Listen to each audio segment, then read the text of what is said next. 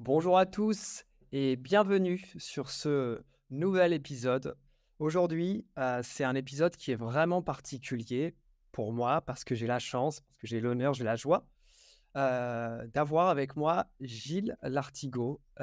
Gilles, comment tu vas? Je vais très bien. Écoute, le plaisir est partagé Bah, parce écoute, qu'on peut raconter en fait, je dirais l'histoire à nos auditeurs, à ceux qui nous écoutent. En fait, j'ai reçu un message de ta part sur Instagram et voilà, qui avec vraiment une très bonne, je dirais, analyse notamment du tome 2, mmh, euh, où tu as, je pense, compris tous les messages que je voulais véhiculer dans ce deuxième tome. Et surtout, ceux qui sont pas, je dirais forcément évidents. Voilà. J'aime je dirais dans mes écrits, même dans les photos, avoir non pas des sous-entendus, mais des choses qui, à prime abord, peuvent passer comme ça, de je dirais de façon anodine. Et toi, tu as réussi vraiment à les capter, à synthétiser, l'ensemble de mon travail. Je t'avoue que ton message vraiment m'a fait chaud au cœur parce que c'est toujours gratifiant pour un auteur de se savoir compris et bon, quasiment, voilà, en totalité, surtout que le tome 2, bon, pour sûrement en parler, il est mmh, quand même très riche, il y a beaucoup de sujets. ouais, complètement, Et toi, tu m'as confirmé qu'il était nettement supérieur au premier. C'est tout à fait. aussi mon avis, hein, c'est toujours l'avis des auteurs, c'est toujours le dernier livre, si tu veux, qui est le meilleur. Mais sincèrement, le tome 2 est très au-delà du premier. Le premier qui a marqué, bien sûr, son époque, on pourra y revenir. Bien sûr. Mais pour moi, le tome 2 est très, très en dessus. Et tu l'as confirmé et on avait le même avis. Mais Donc, pour moi, c'est totalement. gratifiant. Totalement. Écoute, je voudrais rappeler que tu es un auteur, des 2 best-sellers. Donc, je rappelle, hein, pour les gens qui nous écoutent aujourd'hui, qui nous regarderaient aussi sur YouTube, Hit 1 et Hit 2, voilà, que j'ai lu, très récemment et c'est pour ça que je t'ai envoyé, ce petit message parce que alors moi, je t'avoue, c'est vrai, j'ai lu Hit 1 et j'ai bien aimé. Franchement, c'était très bien. Mais par contre, quand j'ai lu Hit 2, j'ai vraiment senti une nette différence, en fait, dans ton écriture. J'ai senti une maturité, qu'il y avait, pas forcément dans le 1. Alors c'est très bien écrit, hein, dans le 1, attention, hein, mais il y a une maturité, une conscience des choses. Les sujets étaient profonds, vraiment très, très profonds et moi, j'ai vraiment vécu ce bouquin. Alors, pourtant on est plutôt passif quand on reçoit l'information. Mm. Mais là, franchement, j'avais l'impression d'être, immergé, voilà, ça m'a beaucoup marqué. Ce bouquin, il est pas seulement, c'est pas seulement un bouquin qui va donner des informations, selon moi, de mon humble avis, c'est aussi un bouquin, qui va, qui va t'apporter des émotions et c'est vraiment ça que j'ai adoré dans ce bouquin. Juste avant de commencer, Gilles, je voulais, si tu pouvais, heu est-ce que tu pourrais te présenter, pour, les gens qui nous écouteraient aujourd'hui, mais qui ne te connaîtraient pas? Ah, c'est la question que je déteste, mon ami. Je suis désolé de te faire passer cet acte de torture. Non, c'est pas un acte de torture, hein, mais je suis une personne qui est tellement protéiforme que je demande, à ceux qui m'invitent plutôt de me présenter. Mmh mh. Parce que sinon je peux rester 1 heure, à faire raconter ma vie. J'ai un passé qui est très, très riche, que ce soit dans l'entrepreneuriat, que ce soit dans le marketing, la publicité, le divertissement, le cinéma, dans l'événementiel, la musique, bien entendu. Heu, donc je ne saurais pas, si tu veux, par quel bout, pour commencer. Donc je pense qu'il vaut mieux s'en tenir, à mes écrits. Il faut Mmh. savoir, tu m'as connu récemment, n'est-ce pas? Bien bien sûr, Tu peux moi nous dire par, quel, je dirais, alors, moi je t'ai connu parce que je suis un autre auteur que j'adore. C'est, Papacito, Hugo Gil Jiménez. J'ai lu ses bouquins, je suis un peu son contenu et j'ai vu que tu avais fait, un entretien avec lui, où tu parlais, des élevages, et ça m'avait beaucoup marqué. Je me suis directement, intéressé à ton contenu, et j'ai vu que tu avais écrit tes bouquins. C'est comme ça que je les ai achetés et que je t'ai découvert. donc c'est intéressant parce qu'on comprend mieux pourquoi tu as aimé le tome 2. Bon, c'est vrai qu'avec, Hugo, Jiménez, donc dit Papacito, on a eu un échange, concernant justement sa passion, pour la corrida. Donc, tu connais mon positionnement vis-à-vis de la maltraitance animale. Donc, c'est en fait un échange qui a marqué. Je Mhm. pense qu'il y a peu de commentaires aussi positifs à l'encontre de Hugo que sous cette vidéo, en fait, puisqu'il a montré lui aussi une grande ouverture d'esprit. On a pu, je dirais, échanger et débattre de façon sereine. Et je pense que c'est ce type de débat aujourd'hui qui manque cruellement. On est toujours dans l'affrontement et non pas dans la complémentarité, dans la compréhension de l'autre. Bien Hum, sûr. donc, on a parlé de corrida, on a parlé bien sûr d'élevage, on a parlé également de l'amour que l'on porte aux animaux. Et donc, c'est pas étonnant que tu aies préféré le tome 2. Il faut replacer en fait le premier livre, Hit, dans son contexte. J'étais quand même un des premiers avec donc L214 à dénoncer ce qui se passait dans les abattoirs. Donc, c'est une chose de les dénoncer, mais dans le tome 2, j'ai voulu comprendre pourquoi il y avait ces actes, je dirais, de barbarie dans les abattoirs. Et on a la réponse dans le tome 2. C'est-à-dire qu'il n'y a pas de maltraitance animale sans maltraitance humaine. Donc ça, c'est un point très important. Il y a eu une évolution, bien entendu, avec le tome 2. Le tome 1, j'ai fêté les 10 ans, donc le mois dernier. Et il faut le replacer dans son contexte. Si tu veux, il y a une dizaine d'années, on parlait très peu de la maltraitance dans les abattoirs, de la problématique des élevages intensifs. Donc L214 a fait un énorme travail par rapport, je dirais, à ces maltraitances. Donc en exposant au grand public ce qui se passait réellement avec des images cachées et voilà, des enquêtes d'investigation. Donc j'ai fait partie de ces enquêtes-là. J'ai enquêté pour mon propre compte, d'où le tome 1. Voilà. Donc il faut replacer dans son époque, son contexte. Il y a des dizaines d'années. Après, il y a eu la vague comme ça des végans qui est allée un petit peu dans cette dynamique. Donc, on a beaucoup parlé du véganisme au niveau alimentaire. Le véganisme, c'est pas du tout un mode alimentaire, c'est un combat politique. Bien sûr. Et je ne suis pas végan. Voilà, donc c'est pas pour ça que je consomme de la viande, mais je consomme donc des produits animaux. Moi, je suis pour la défense d'une agriculture comme ça, je dirais traditionnelle, donc contre les élevages intensifs, contre l'agriculture intensive également. Là, j'ai eu un entretien assez récemment avec Pierre-Guillaume Mercadal, que tu dois Mhm. connaître, puisque Bien sûr. voilà, il est dans cette affaire avec Papacito contre le maire de Montjoie, sombre affaire en fait de Ah ouais. corruption et de pression institutionnelle. Donc voilà, avec Pierre, on a parlé de cette problématique de l'agriculture, bon, qui on ne peut plus actuelle avec les événements qui se sont passés.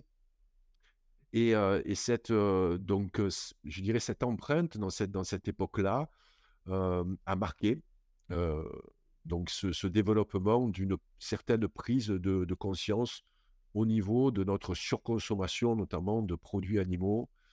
Donc, j'ai toujours dénoncé ces élevages intensifs. Après, on a, je dirais, mélangé mon message, puisque je dirais, les végans se sont servis également du succès de Hit, ce qui est légitime, hein, je ne le renie pas du tout, hein, tu vois. Donc, chacun, je dirais, a son combat.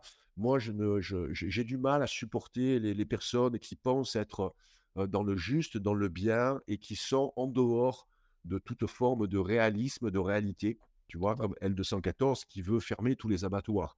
Moi, au contraire, je dis, il faut plus d'abattoirs. Tu me dis, mais comment on s'y fait? Non, oui, il faut plus d'abattoirs, plus de petits abattoirs. Justement, j'étais d'accord avec Pierre-Guillaume Mercadal qui dit qu'il y a des solutions, notamment avec des abattoirs ambulants, mobiles, tu vois, qui vont abattre les animaux, je dirais, chez l'éleveur, Bien en sûr. se déplaçant comme ça d'un point à l'autre. Donc, Tu c'est vois? une... voilà, oui, pardon. Non, non, excuse-moi de t'interrompre, mais tu vois, moi, ce que j'ai vraiment apprécié quand je suis tombé sur tes contenus, c'est l'ouverture d'esprit que tu fais part. Et c'est vrai qu'on a tendance aujourd'hui à catégoriser des personnes comme Papacito, on a tendance à les mettre dans des cases. Et en fait, quand on s'intéresse à votre contenu, on se rend compte que pas du tout, en fait. Vous êtes très ouvert. C'est pas tout blanc, c'est pas tout noir. Il y a du bon chez chacun, mais voilà, vous pouvez discuter et de pouvoir discuter comme ça, des personnes qui, on pourrait le penser a priori, sont opposées sur plusieurs sujets, arrivent comme ça à s'entendre sur ces éléments-là, bah, moi j'adore. Et ça, je trouve que c'est vraiment, ça apporte une touche de positivité, tu sais, entre les véganes qui vont, dans les boucheries, tu sais, et qui cassent les vitrines, ou alors, pareil à l'extrême droite, on va être complètement, à l'ouest en mangeant une consommation excessive de viande, de très mauvaise qualité pour dire de manger de la viande, tu vois? On comprend qu'il peut y avoir aussi un juste milieu et ça, j'ai vraiment apprécié. Ouais, ces personnes-là, sont ceux que l'on montre dans les médias mainstream, sont ceux qui font le plus de bruit sur les réseaux, bien entendu. Mais, ce n'est pas du tout la majorité. Avec Hugo, mine de rien, cet échange-là, hein, qui s'appelle, Corrida, élevage industriel et puis, je connais je me rappelle plus du titre exact. Ça, je pense que ça a marqué le début, je dirais d'une ouverture d'une troisième voie. Bien sûr. Une troisième voie, pas uniquement pour l'alimentation, hein, pas uniquement pour l'alimentation. J'ai beaucoup, beaucoup, beaucoup d'atomes crochus, hein, avec Hugo. Je pense que c'est réciproque. Donc on échange énormément et je peux dire, hein, c'est vraiment enrichissant d'échanger avec une personne qui est pas forcément dans votre dynamique. On n'a pas les mêmes points de vue parce qu'on n'a pas le même vécu. Bien sûr. Mmh. Donc il a un grand respect pour mon âge, hein, je vais avoir 60 ans quand même. Donc il est beaucoup plus jeune que moi, et je dirais chacun, on a notre vécu, on a notre prisme et on essaye de se sortir de ces putains de boîtes, hein. Les boîtes, donc c'est une chronique, voilà, Oui, c'est un texte plutôt, hein, c'est assez poétique qui est dans le tome 2. Je pense que tu l'as apprécié, qui était au départ une histoire, que contait mon ami Pierre Rabhi. Je ne sais pas si tu te ouais. souviens de Pierre Rabhi? C'est excellent. Bah, il est décédé il y a pas Ouais. longtemps, je crois, hein, il y a Il est 2-3 ans. décédé maintenant, je pense, à peu près de 3 ans. Le temps passe si vite, je pense qu'il y a 3 ans. Désolé si je me trompe sur la date. Je l'ai rencontré, à plusieurs reprises. On a fait, une conférence ensemble dans un théâtre parisien avec l'immense, heu, Michael Lonsdale.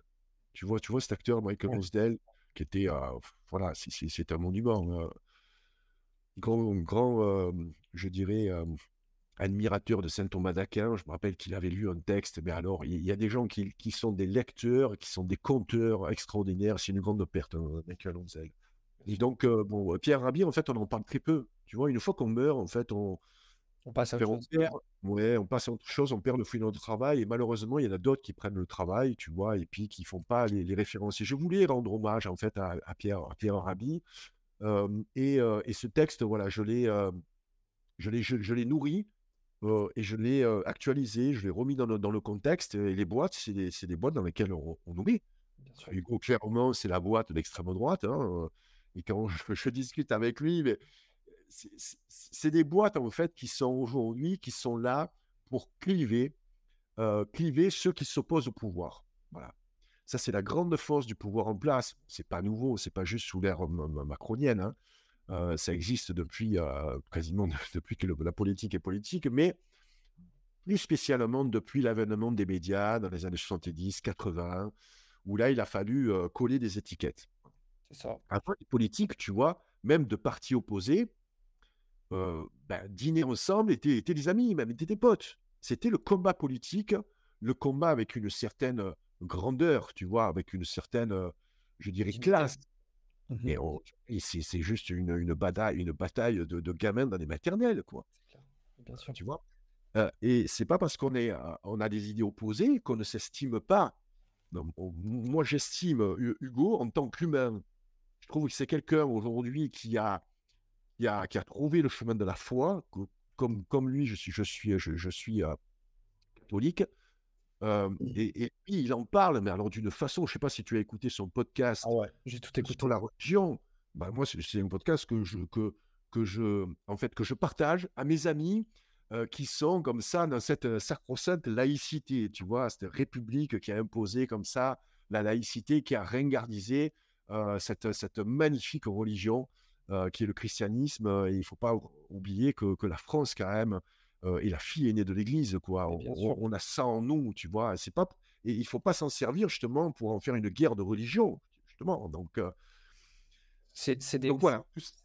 c'est que des belles valeurs, la religion catholique, c'est que des belles valeurs et aujourd'hui, l'athéisme, c'est devenu une religion à part entière en France. C'est une catastrophe, c'est-à-dire que, on fait une promotion, on fait une propagande de l'athéisme bien plus importante finalement qu'il pourrait y avoir une forme de propagande, comme dirait un athée, du catholicisme. Et c'est ça qui est grave à mon sens, c'est que qui aujourd'hui peut être certain, véritablement, peut dire, c'est sûr, il n'y a rien après. C'est sûr, ça n'existe pas. Là, on est Personne. dans les mystères de la foi, si tu veux. Bien Tout sûr. ça pour finir, si tu veux, mon développement sur le clivage, en fait, le clivage de l'opposition. Voilà. Et aujourd'hui, on nous clive. Voilà. On nous clive. Le combat, je dirais, la lutte des classes. Hein. Moi, je viens justement de cette gauche du travail. Hein. On a longuement parlé, notamment, c'est un de nos sujets de prédilection avec Hugo. Cette gauche, en fait, du travail qui vient, je dirais, de ces années du 19e et puis du début du 20e siècle, et qui s'est fracturé avec les années Mitterrand. Voilà, c'était une gauche qui défendait les valeurs ouvrières, les valeurs du travail. Et c'est devenu aujourd'hui une gauche sociétale. Donc aujourd'hui, la lutte des classes a été remplacée par la lutte des sexes. C'est ça. Mais c'est complètement hallucinant ce qu'on a vécu depuis ces années 68 ardes là, avec, tu sais, comme, bon, moi, le, enfin, Bon, cette révolte hein, de mai 68, pour moi, est vraiment un marqueur sociétal très, très fort. Peut-être encore plus que les deux guerres mondiales. En tout cas, il y a eu tout ce développement de cette gauche qui a abandonné comme ça le social pour s'occuper donc du sociétal, donc remplacer la lutte des classes, donc des ouvriers contre les patrons et le capital, les hommes contre les femmes. Et ça va donc beaucoup plus loin, parce qu'aujourd'hui, il y a des fractures, aujourd'hui droite-gauche, mais ça ne veut plus rien dire. bien sûr. Ça ne veut plus rien dire. On a vu aujourd'hui, avec l'avènement de Macron, qu'il y avait un ras-le-bol, en fait, des Français, et on a préféré du jeunisme, c'est-à-dire des gens sans aucune expérience, à la tête d'un pays, quand même, qui fait partie des pays les plus puissants au monde. Peut-être pas aujourd'hui de façon économique, parce qu'on est des vassaux des États-Unis, c'est clair, hein, depuis l'après-guerre, le plan Marshall, les États-Unis donc, ont envahi l'Europe. Mais il faut connaître le passé de la France. C'est pour ça que là, je rejoins beaucoup Hugo lorsqu'il parle d'histoire. En gros, le passé glorieux que nous avons comme Français. Mais on devrait être fiers, on devrait bander tous les jours d'être Français. Quand je suis allé, j'ai immigré au Québec, donc il y a plus de 10 ans. Et je me suis fait rapidement des copains là-bas, ça s'appelle des chums. Hein. Et mes chums me disaient, je dis, mais t'es fou, mais pourquoi tu quittes la France? Je dis, bah, c'est le bordel, j'aime plus mon pays. Moi, je suis parti, je faisais ça à la France, hein, tu vois. Donc, j'ai essayé étrange. En principe, je fais jamais des doigts. Tu vois, ça, c'est je déteste, mais tu vois, voilà, je sais pas, je suis sorti tout seul parce que c'était une photo voilà, que j'avais pris à l'aéroport. À l'époque, c'était Marignane, donc je faisais un gros fuck à la fin parce que j'en pouvais plus. Bon, je sortais d'une faillite voilà, avec frauduleuse où je m'étais fait voler par des associés, escroquer par tous les tribunaux de commerce, etc. Bon, bref, j'étais en pleine dépression et tout, le trou noir du premier, des premières pages du tome 2. Ces fameuses pages noires. Et donc, voilà. Donc je suis parti au Québec et mes chums me disaient, mais comment tu parles de la France? Mais tu te rends compte pas ce que représente la France? Mais regarde, tu viens au Québec. Mais pour moi, le Québec, c'était le Nouveau Monde. Je me dis, mais on n'a même pas 400 ans, on n'a pas d'histoire. Regarde nos maisons, c'est des mobil-hommes. C'est des mobil-hommes. Nous, on vient en Provence. Et il m'a dit, mais c'est une carte postale. C'est magnifique. Tu vis au soleil. Qu'est-ce que tu veux faire au Québec? Il y a 6 mois d'hiver. Bon, je l'ai compris après quelques années, si tu veux. Je me suis dit, ouais, il y a un petit souci. Et je suis revenu en fait en France avec mon épouse, avec Valérie, qui, je veux quand même parler d'elle, je l'en parle souvent parce on parle beaucoup de Gilles Artigot, mais en fait, Gilles Artigot, c'est un binôme, hein, c'est un binôme avec Valérie Bacon, qui est très très important. Sans elle, je n'aurais rien fait. Hein. Elle a tes Au niveau photos d'ailleurs. personnel, bien sûr. Ouais. Ouais, on a partagé vraiment le travail, c'est elle qui fait aussi les enquêtes avec moi. On a tout fait hein, au niveau du livre, la mise en page, les photos. Ça, c'est mon passé d'imprimeur avec mon père et puis notre passé dans la communication.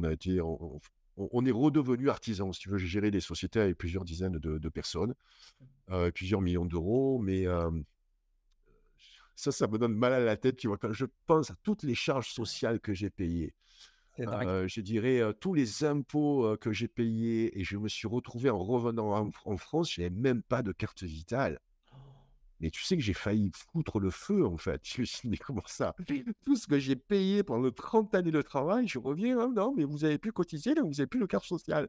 Et C'est quand je vrai. voyais des gens, en fait, qui étaient, voilà, qui arrivaient de pays de je ne sais où, qui avaient la CMU, le truc et tout, moi, je me suis retrouvé dans un hôpital parce que j'ai eu une opération très, très grave, ben, juste enfin, en 2020. Heureusement que j'ai Valérie qui a fait, voilà, je ne dis pas ce qu'elle a fait, mais elle a mis un méchant coup de pression, voilà, euh, C'est pour avoir cette carte vitale. Bon, bref, tout ça pour te dire que la France est vraiment un pays qui compte. On devrait être fier de notre pays. Et j'entends peu de personnes comme Hugo, à l'instar d'Hugo, qui portent les valeurs de la France au nu. bien sûr. Mais on devrait les porter au nu. On devrait être fier de notre pays et on devrait avoir une haine incommensurable par rapport à tous ces politiques qui, depuis Valéry Giscard d'Estaing, ont vendu notre pays à l'Europe. On les a vendus aux Allemands. Aux Allemands. Il faut savoir ce qu'est en fait l'euro. Mais l'euro s'est fait dépouiller, les amis. En plus, il y a eu un référendum. Donc on a voté non, ils l'ont passé quand même. Ouais, traité de Nice juste après. Ouais. Mais tu sais que ceux qui nous gouvernent, quelquefois, ils se font un peu dans leur froc. Ils se font dans leur froc pendant les Gilets jaunes. Avec les agriculteurs, pourquoi ça n'a pas duré aussi longtemps? Parce que de suite, boum, ils ont lâché du pognon. Sûr. Ils ont lâché du pognon. Et les agriculteurs ont bien fait de le prendre et d'arrêter. Voilà. Donc, on devrait vraiment en vouloir à ces gens-là parce que tous nos gouvernants, depuis Valéry Giscard d'Estaing, quand je pense ce qu'on a fait à l'occasion de sa mort, mais les éloges qu'il a reçus entre lui et Jacques Delors. C'est une Non, mais lui et catastrophe. Jacques Delors, mais c'est des traîtres à la nation. On devrait les passer à un tribunal militaire. Hein. Voilà. Je C'est suis des gens d'accord. qui ont vendu notre pays. Il faut savoir ce que Macron a fait à Alstom. Bon, voilà. Delors, lui, c'est la politique de la rigueur. On a oublié tout ça. Parce que moi, je suis né voilà, au milieu des années 60. Je suis resté fou sur mon âge. Mais, donc, vous saurez, j'ai presque 60 ans. Mais 83, voilà, j'ai été dans mes jeunes années. J'ai vécu ça, tu vois. J'ai vécu ce tournant de la rigueur. J'ai vécu les années Mitterrand. J'ai vécu la création de SOS Racisme, mon ami. Moi, j'avais la petite main jaune. Je l'avais, la petite main jaune. J'étais un européiste convaincu. Tu sais pourquoi? Parce que j'étais un jeune con, en fait. Mais bien sûr, mais bien J'étais un entendu. jeune con parce que je n'étais pas informé. Et aujourd'hui, je prends énormément de plaisir, tu vois, à communiquer avec des personnes de ta génération. Quel âge tu as, Nicolas? Moi, j'ai 28 ans. 28 ans. Mais 28 ans, éveillé comme tu es, mais voilà, je te prédis un grand avenir. Merci, Parce que c'est de gentil. ta génération, excuse-moi, il y a 90% de lobotomisés. Hein. Je suis d'accord avec toi. Moi, tu sais, des fois, j'ai des coups de déprime parce que je vois la bêtise ambiante. Bon, mon seul contact aujourd'hui avec gérer les groupes humains, c'est les salles de gym. Bon, je te dirais, il n'y a pas forcément que des flashs. Mais bon, dans les salles de gym, c'est représentatif quand même d'une certaine forme de la population. Il y a tout le monde qui vient, hein, voilà, toute classe sociale. Hein. Je pense que les salles de gym, tu vois, c'est un peu comme les bars à l'époque de mon père ou de mon grand-père. Les bars, tu vois, les bars. Ouais, Mais ça, c'est une, mais ça, c'est un bien précieux, mais c'est une perle que l'on a en France. Ces bars où, je dirais, même le SDF va boire un petit café avec sa mendicité et les quelques pièces qu'il a reçues, et il va croiser un avocat, ou il va croiser à l'époque mon père qui allait lui payer des coups. bien sûr. C'était le lien social, tout le monde parlait au bar, et heureusement, il y en a encore aujourd'hui. Tu sais, ça au Québec, par exemple, ça n'existe pas. Hein. Bien Hein. sûr. Les bars, c'est des bars à striptease, tu vois. Bon, c'est une autre forme de divertissement. Tu as des bars avec des jolies filles, tu vois. Les bars, ça n'existe pas, tu vois. Ça n'existe pas. Il y a les pubs, les trucs et tout. Mais bon, voilà, le bar et les marchés, Tu pour moi, sociabilisé. mais c'est le lien social. C'est le lien Bien sûr. social. Ça, il faut le retrouver.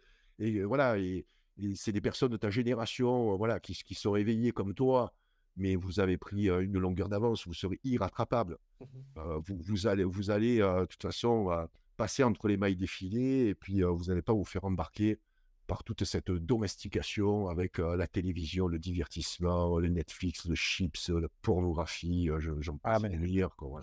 c'est une catastrophe. Tout ce que tu viens de décrire là, tu vois, tu as dit que des fois ça te déprimait un peu quand tu voyais ça. Moi, ça me déprime aussi quand je vois les gens de ma génération qui sont éteints, qui se contentent de répéter ce qu'ils ont entendu voilà, sur un média mainstream. Tu vois, c'est une catastrophe parce qu'on ne peut pas avoir d'avis nuancé aujourd'hui.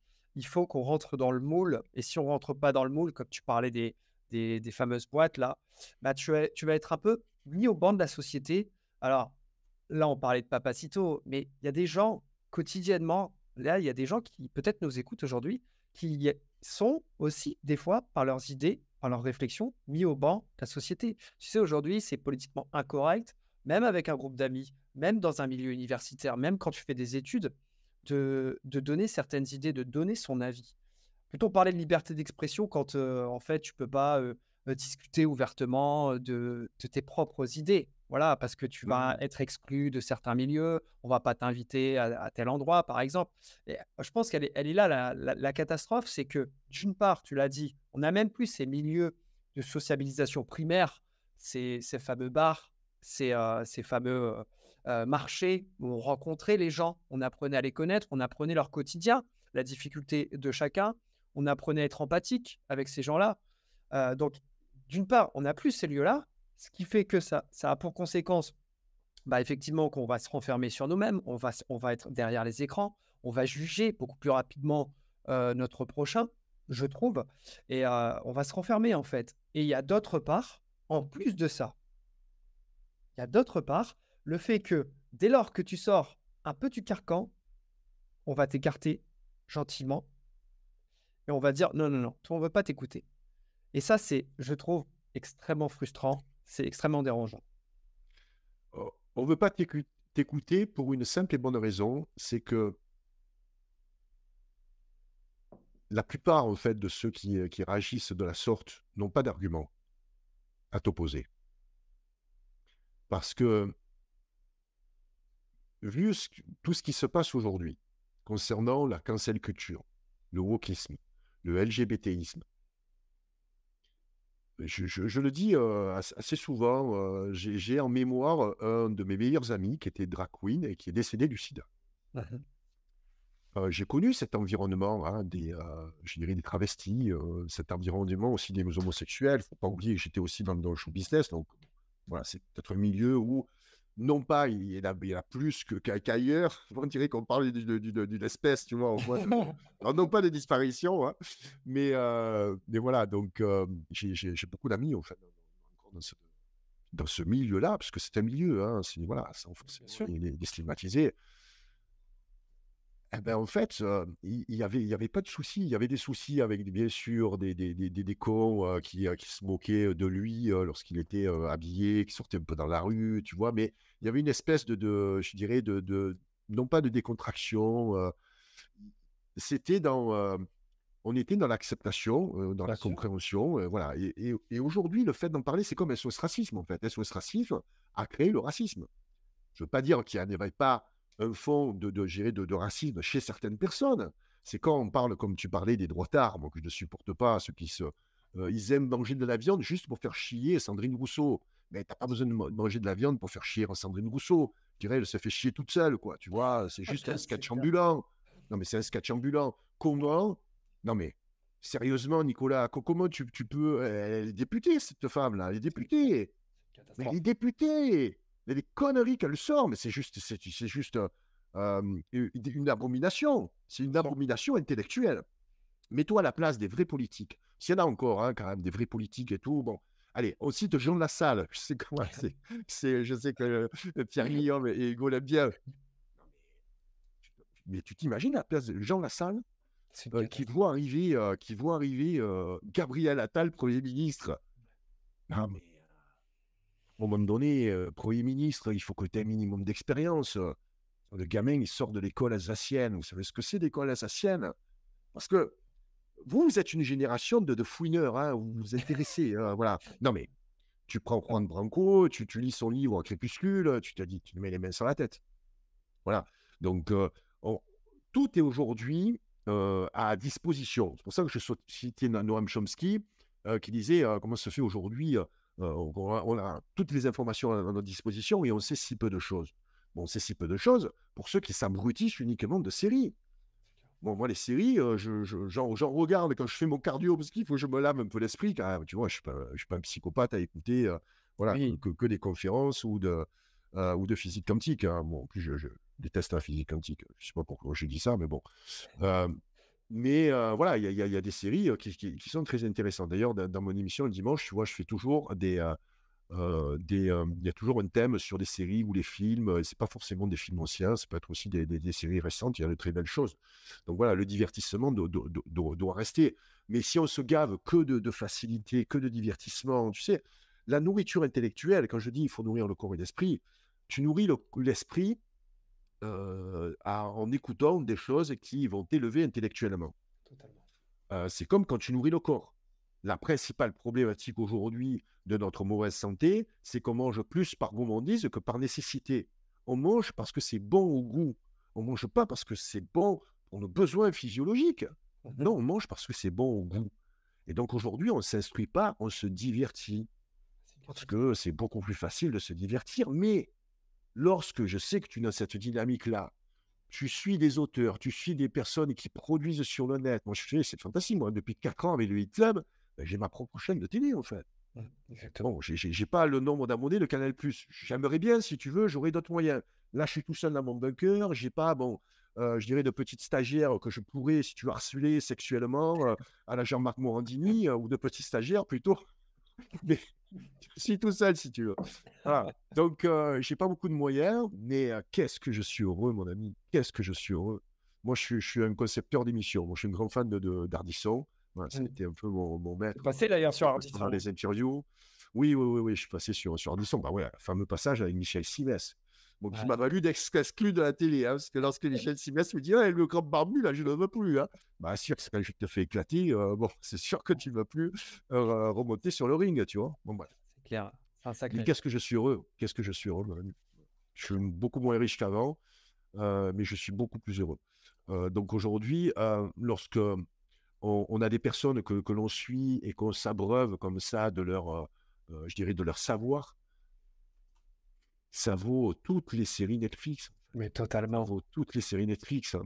Tu sais ce que j'ai vécu là, pendant la pandémie. Tu sais, en fait, le tome 2, il faut dire à ceux qui nous écoutent, est sorti en fin 2017.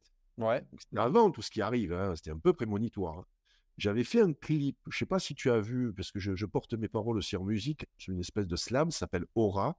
Ah, je sais pas. Le clip, ça s'appelle, tu regarderas Aura, donc c'est O2RA, La fête est finie, Ouais. comme le titre d'Orelsan. Mais bon, ça n'a rien à voir, je ne connaissais pas Orelsan à l'époque.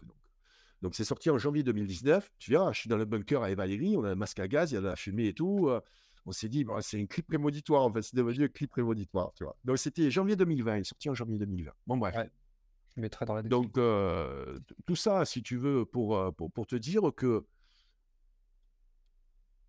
si on nourrit l'esprit avec des personnes qui sont passionnantes à écouter, avec des sujets qui nous intéressent, on va délaisser un peu toute cette junk food intellectuelle. Tu vois. C'est comme la junk food pardon, que l'on mange, que l'on absorbe.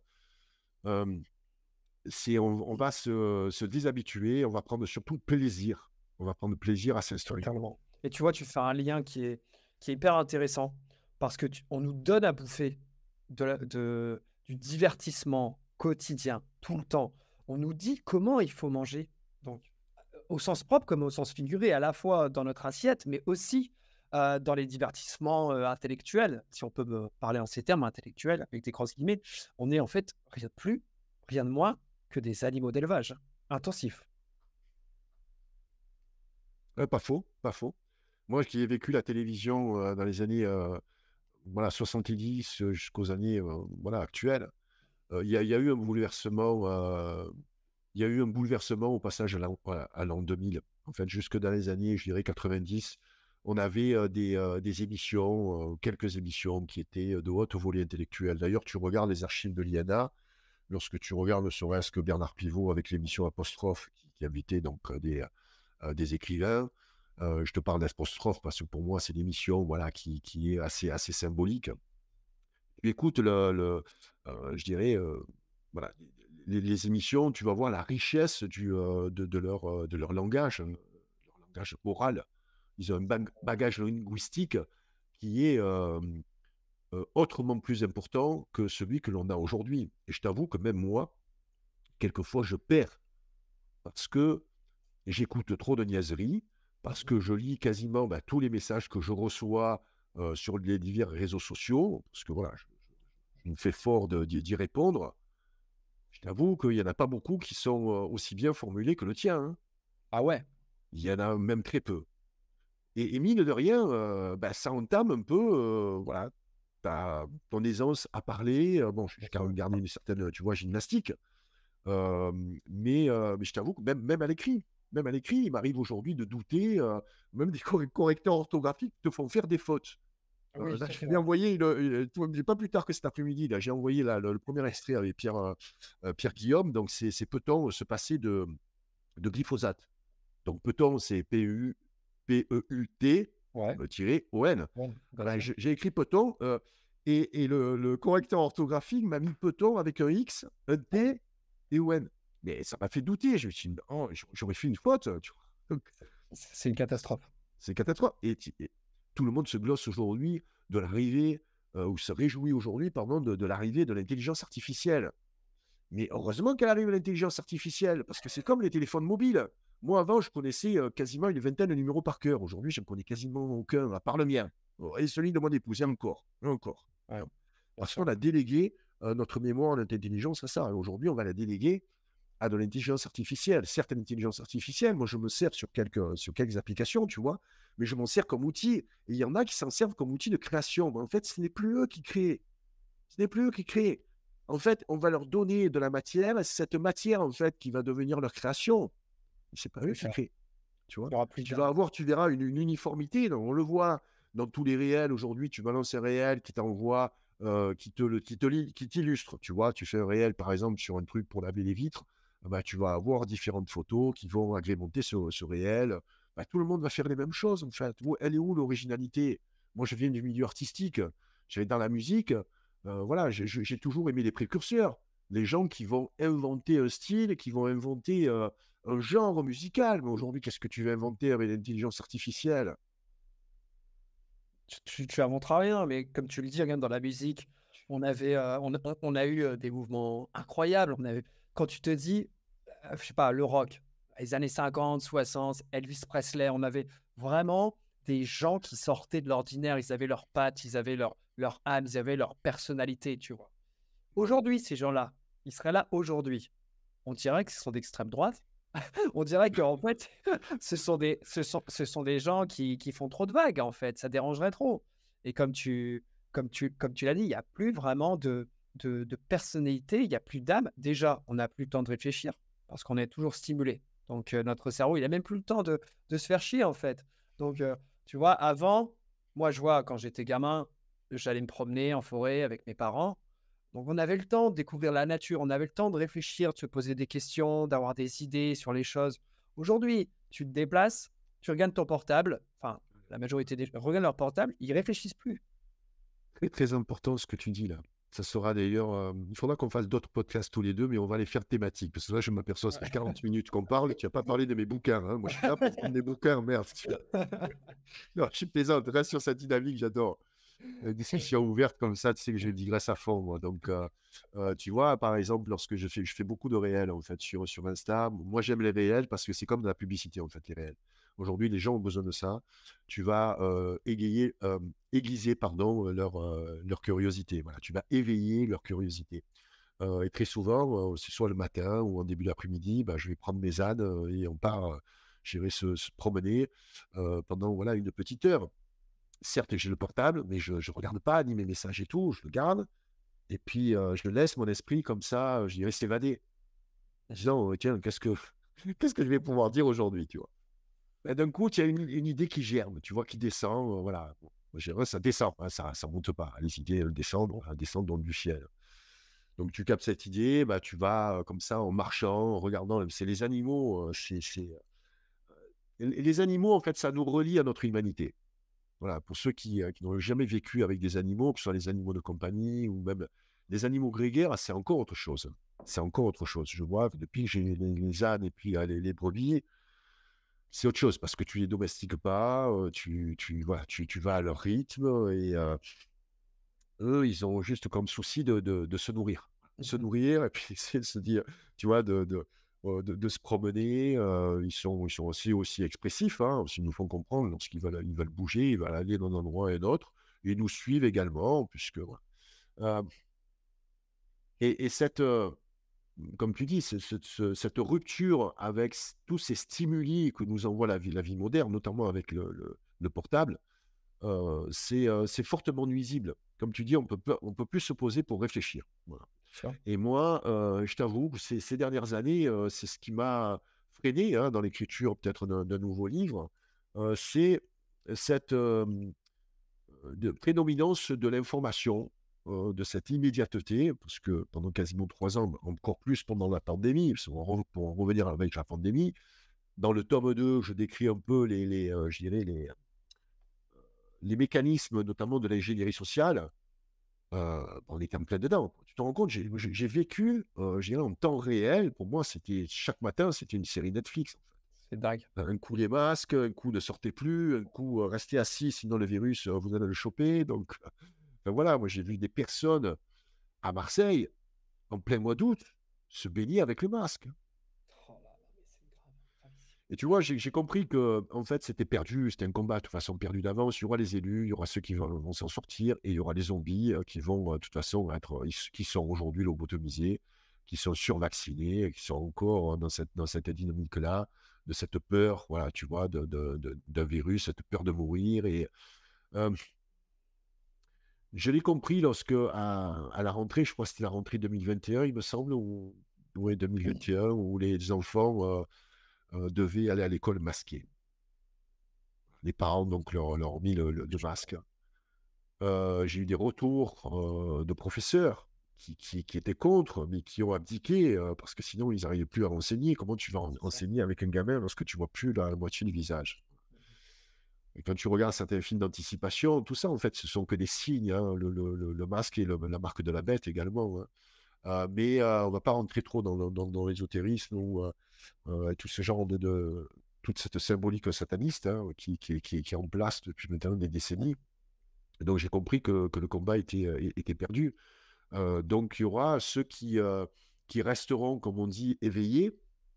Et j'ai cherché à comprendre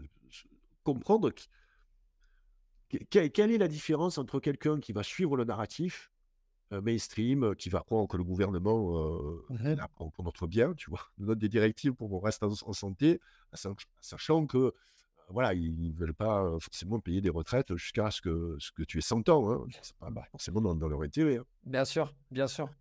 Et ceux qui mettaient en doute ce narratif, parce que ce n'est pas là une question de classe sociale. Hein. Non, je Ce n'est pense, pas une question d'instruction non plus. non, mais Tu tu sais, en vois, fait, ce que c'est juste une question de bon sens. ouais, ouais, Une question de bon sens et une question également, comment dire, de garder une part en nous qu'on a au fond de nous. Euh, euh, c'est nous qui détenons la vérité.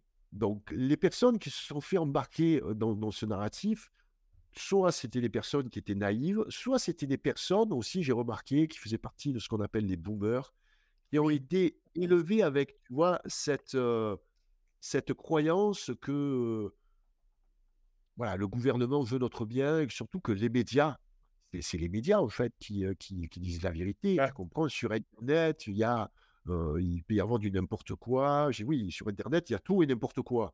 Mais bon, à la télé, il y a juste la doxa dominante. Tu vois, tu peux pas faire la part des choses. Moi, tu vois, Gilles, je suis d'accord avec toi et je pense aussi ce déclic, parce qu'on peut aussi passer de l'autre côté parfois, ce déclic qu'on a, qui nous fait passer quelqu'un avec du bon sens, qui réfléchit, qui comprend en fait que ce qu'on lui raconte, tout n'est pas vérité. Euh, c'est parce qu'on se rend compte qu'en vivant comme on nous dit de vivre, bah, on se sent pas forcément bien dans sa peau et ses baskets. Et tu vois, à l'instar de l'alimentation, par exemple, moi, quand j'avais 14, 15 ans et que j'étais pas éveillé sur le sujet, le matin, c'était Nutella, croissant, brioche, et c'était ça tous les matins. Voilà. Je recevais, tu vois, et je me sentais pas bien. Je me sentais déprimé. J'avais des pics de glycémie, et puis j'étais en hypo, etc. Je n'étais pas concentré à l'école. Eh bien, je pense que c'est un peu pareil avec les informations qu'on nous donne au quotidien, les données intellectuelles qu'on nous donne tout le temps, etc. C'est-à-dire que on pense qu'on nous donne, on essaye de vivre avec. On vit avec les réseaux sociaux constamment, tout le temps branché à notre téléphone. Et en fait, on n'est pas bien dans nos baskets, on n'est pas bien dans notre tête, on se sent vraiment pas bien, tu vois. On ne comprend pas, on pense qu'on a un problème. Mais ce qu'il faut se dire aussi, c'est que c'est Facebook, c'est Instagram, c'est Meta, là, c'est Google. Ils font ça, pas pour nous rendre heureux. Ils font ça pour gagner de l'argent. Et je pense qu'à un moment donné, il y a des gens qui s'en rendent compte et qui se disent, je vais revivre un peu, en fait, comme tu le dis dans Hit, avec, si tu veux, des choses essentielles. Revenir aux fondamentaux. Mmh. Est-ce qu'on peut faire une petite coupure de 2 minutes, s'il te plaît? Bien sûr, il n'y a aucun problème. Je OK. vais, je vais meubler, je vais meubler. Je vais juste rappeler aussi aux gens qui nous écoutent de suivre ce podcast donc, sur les différents réseaux, notamment sur Instagram. Donc, il y a arrobase Horatio Podcast, voilà, sur Instagram. Vous pouvez nous suivre. N'hésitez pas, ça nous permet de soutenir notre initiative. Vous pouvez nous suivre aussi sur YouTube. N'hésitez pas à vous abonner sur notre chaîne YouTube, Horatio, de laisser un pouce bleu si ça vous a plu, et également sur les différentes plateformes de streaming. Donc, on est également sur Spotify. Vous pouvez écouter cet entretien sur Spotify, sur Deezer, et puis également sur Apple Music, sur Amazon Music. Voilà.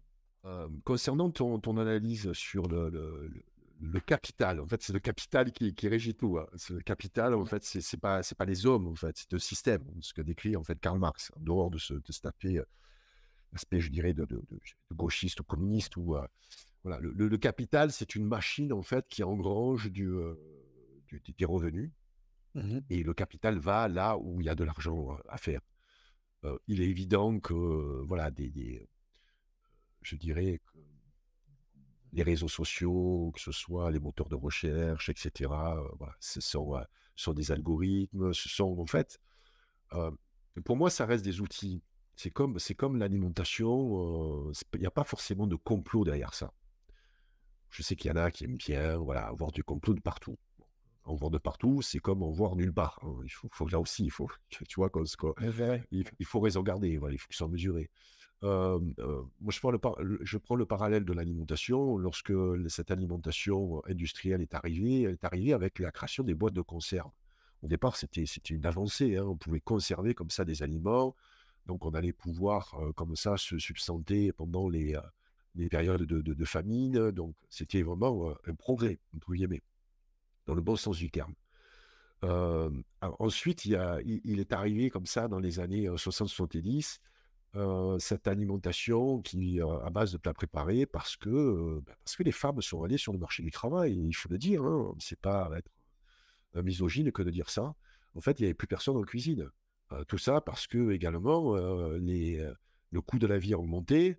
Mon père, à l'époque, était petit artisan imprimeur. Lorsqu'il employait un homme, ou même enfin, une femme, s'il y a des femmes pas petires également. Bon, je prends le cas des hommes, parce qu'à cette époque-là, le patriarcat n'était pas aussi décrié qu'il est aujourd'hui, hein. C'était l'homme qui allait à l'extérieur, gagner de l'argent, et la femme était la maîtresse de maison. Aujourd'hui, elle n'est plus du tout la maîtresse de maison, hein. Elle est peut-être la maîtresse de son patron, mais en tout cas, elle est la maîtresse, voilà, du capital. Non, mais on en rit, mais c'est triste, tu vois, parce que la femme aujourd'hui se fait exploiter comme l'homme s'est fait exploiter sur le marché du travail. Donc Exactement. ça, c'était intentionnel également, ça a été intentionnel. Toute cette révolution en fait, de 68 est une révolution, tu sais, menée par les trotskistes, etc. Donc il y a eu quand même la révolution du travail, mais il y a eu quand même cette volonté farouche d'écarter Charles de Gaulle, hein, du pouvoir. C'est quelqu'un qui avait tellement géré de valeurs et de droiture que lorsqu'il a demandé au peuple français, voilà, est-ce que vous voulez que je reste? Le peuple français a dit non, ben, il est parti. Bien sûr, bien Ouais, sûr. c'est parti en décrépitude, hein. Je suis Depuis cette époque. loin d'être, je suis pas un admirateur en fait de Charles Mhm. de Gaulle. Je pense qu'il a fait aussi quelques erreurs. Après, c'est peut-être des erreurs stratégiques, mais en tout cas, pour moi, qu'il voit avec mes yeux comme ça d'enfant des années 60, c'est le dernier grand homme politique, en Bien fait, sûr, le dernier grand homme d'État, des hommes bien d'État, entendu. voilà. Moi, je te Ensuite, rejoins. voilà. Ok.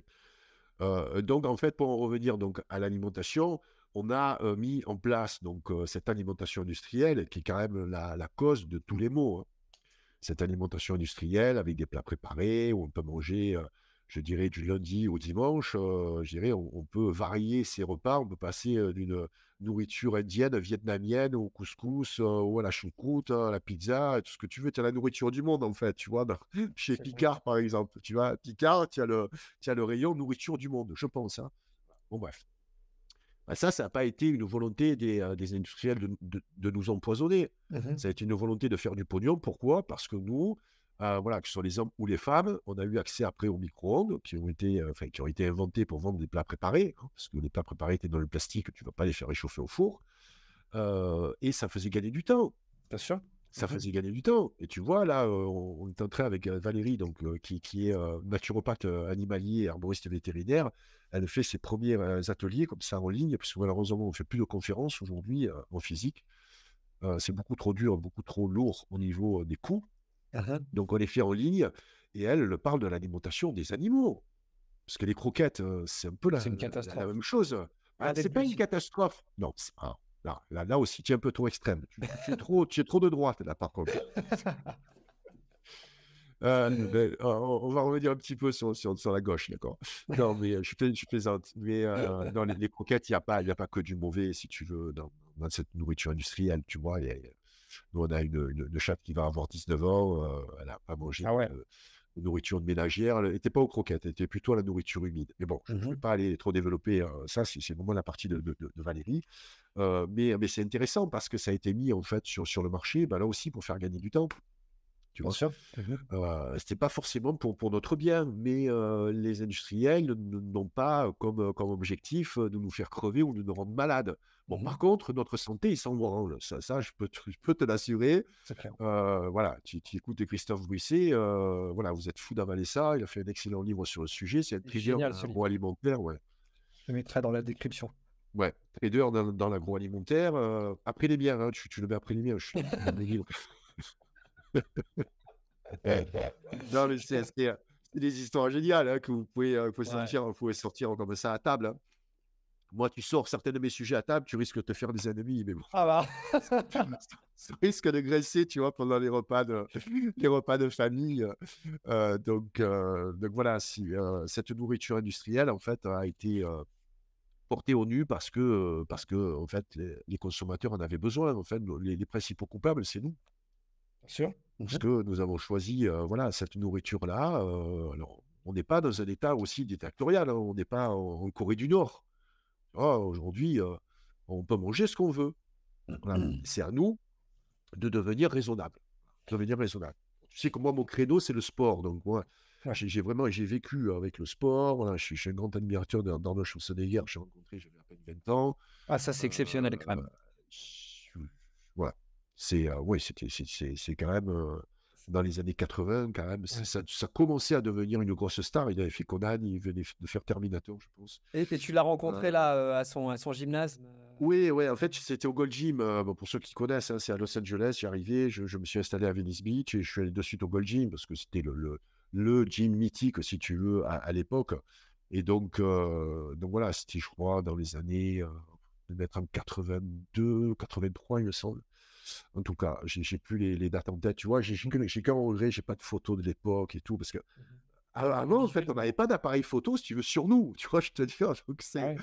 c'est Tu et vivais l'instant, quoi. ben, on vivait l'instant. Après, c'est toujours un peu, ouais. J'aime bien voir des images, tu vois, d'époque, etc. Bon, il se trouve que j'ai perdu toutes les photos et les multiples déménagements. Bon, bref. Donc, j'ai que en fait des mémoires. Mhm. J'ai que ces instants en fait en mémoire. J'ai pas de support, tu vois, pour me les remémorer. Mais c'était un grand moment, bien entendu. Je pousse la porte du Gold Gym, si tu veux. Derrière, il y a Arnold, quoi. C'est incroyable. Il y a un truc qui est vachement intéressant dans ce que tu dis, c'est que tu parles des photos pour te remémorer. Aujourd'hui, on fait des photos pour se montrer. Tu vois, c'est complètement différent. Ouais, ouais, ouais, C'est c'est assez incroyable. Je ne sais pas si tu as lu le livre Le bug humain oui. de Sébastien Boller. Ouais, ouais, ouais. Ça touche un peu au sujet, je trouve, tu sais, Au on est sentiment d'autodestruction, c'est ça? c'est ça, exactement, Mmh. exactement. Tu sais, on a cette Mais volonté de toujours plus. ouais, mais pour en revenir, tu vois, au sport, moi, le sport m'a guidé. C'est là où j'ai passé donc mon diplôme, voilà, de nutritionniste. C'était les cours du soir, donc à Los Angeles. Je te parle de ça il y a quasiment 40 ans maintenant. Mmh. Donc je me suis passionné très tôt pour l'alimentation parce que j'ai su à leur contact que, bah, tu pouvais te bâtir un corps d'athlète. Alors je savais pas qu'il y avait la testostérone et les dianabolisants les dianaboles derrière, si tu veux, j'étais naïf à l'époque. Mais voilà, je les voyais tout le temps manger, des quantités astronomiques, tu vois? Et ce qui m'avait beaucoup marqué avec Arnold, c'est que je le voyais toujours avec les livres. Ah, il est très Et pas cultivé, que hein. lui, pas que lui, hein, il y avait les grands bodybuilders à l'époque. D'ailleurs, j'ai fait une très belle, un très bel échange avec, une personne qui est, compétente dans ce domaine-là. Il s'appelle Michael Gundil, Ah ouais, il est et j'ai excellent fait lui. bah, écoute, je te partagerai, tu peux la trouver sur ma chaîne, hein, ça Mmh. s'appelle «L'âge d'or du bodybuilding». Je Mmh. parle de cette époque-là, justement des années 80, des grands champions, qui ont fait, je dirais, Monsieur Olympia fin des années 60 jusqu'au début des années 2000. Et là, quand même, il y a ces années 80 qui, pour moi, qui suis un enfant des années 80, parce que la décennie dans laquelle tu as eu 20 ans va te marquer toute ta vie. Donc, toi, la décennie des. Bon, tu n'as pas les meilleures années, mais bon, c'est dommage pour toi.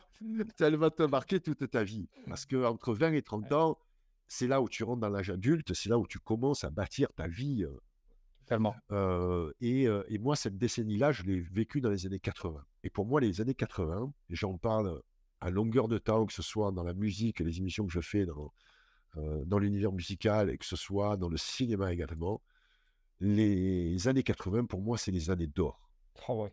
J'en parle avec beaucoup de nostalgie, non pas parce que j'étais jeune, beau à l'époque, tu vois, et en pleine forme, je le suis encore, hein, en pleine forme. Jeune et beau, plus beaucoup, mais bon, Oh mais si, on dira pas le contraire. voilà, un certain charme, voilà, qui correspond à mon âge, en tout cas. Ces années 80, pour moi, sont magiques parce que j'ai vraiment été bercé par ce qu'on appelle je dirais, les super-héros de l'époque et les superstars que sont Arnold Schwarzenegger, immense respect pour Sylvester Stallone et Jean-Claude Van Damme. Voilà. Pour moi, qui sont trois personnes avec trois styles différents, hein, mais qui ont chacun une particularité qui fait d'eux des personnes uniques. Vraiment. Pour moi, Totalement. Van Damme est un philosophe. C'est un gars, c'est un philosophe de la vie. Il a son langage bien particulier, il a ses délires qui sont bien particuliers, mais il y a une profondeur Mais dans ce totalement, gars mais euh, totalement. qui, euh, qui est assez incompris, notamment par lui-même, hein. Je pense qu'il ne se comprend pas lui-même. Mais en tout cas, il y a des choses qui sont voilà, assez profondes. Arnold, je ne sais pas si tu as vu ce documentaire Sur Netflix, ouais, je l'ai vu. sur Netflix, hein, vraiment brillant. Brillant, ils Très, savent y très bien. faire quand même, les Amerlocs, hein, ils savent y faire. Ah, il y a pas à dire. Franchement, Les trois vies d'Arnold, magnifiques. très, très bon. Celui sur Sylvester Stallone, j'ai un peu moins aimé, Ouais, il mais est en dessous. j'apprécie. Et en dessous, ouais, ouais. Celui sur Sylvester Stallone, en tout cas, la vie de Sylvester Stallone, notamment avec son Sussex Story avec Rocky. Ah ouais. Rocky qui est, même, là, je dirais, tous les films, en fait, la saga de Rocky, qui est vraiment une saga pour moi philosophique également, tu vois, une Totalement. recherche d'une certaine forme d'humanité avec des valeurs qui me suivent jusqu'à aujourd'hui. Je ne me retrouve pas, tu vois, dans le cinéma d'aujourd'hui. Bon, la musique, je t'en parle pas. Faut bien pas que... Voilà. Mais ces années 80, vraiment, pour moi, sont les années d'or. Et je pense que les années où, voilà, les années de vos 20 ans seront également les années qui vont marquer votre vie. Totalement, mais même nous, tu sais, d'extérieur, on voit toute cette culture qu'il y a eu dans les années 80. C'est incroyable, on a envie de vivre ces années-là. On a envie de se mettre à votre place. Moi, je vois Mm. mon père, il doit avoir à peu près dans tes âges. C'est lui qui m'a mis devant Rocky, la première fois. Ouais. C'est lui qui m'a montré toute cette culture et qui m'a, comme toi, donné certaines de ces valeurs qu'on a sans doute en commun. Quand tu vois Rocky, courir, se démener, aller saisir sa chance, tu vois? Et quand on le voit face Et, à Apollo Creed, tu sais, bah, enfin, le fameux Carl Weathers qui est décédé ouais, malheureusement ouais, il y a 2-3 jours là, ouais. il se relève tout le temps et cetera. Tout ça, c'est des valeurs magnifiques de la vie. Et ça te pousse, tu vois, à te dépasser. moi, Arnold Schwarzenegger, voilà, m'a donné ce goût pour se construire un corps musclé avec voilà, cette je dirais, formule qui me suit jusqu'à aujourd'hui. Pas de souffrance, pas de résultat sans souffrance, no pain, no gain.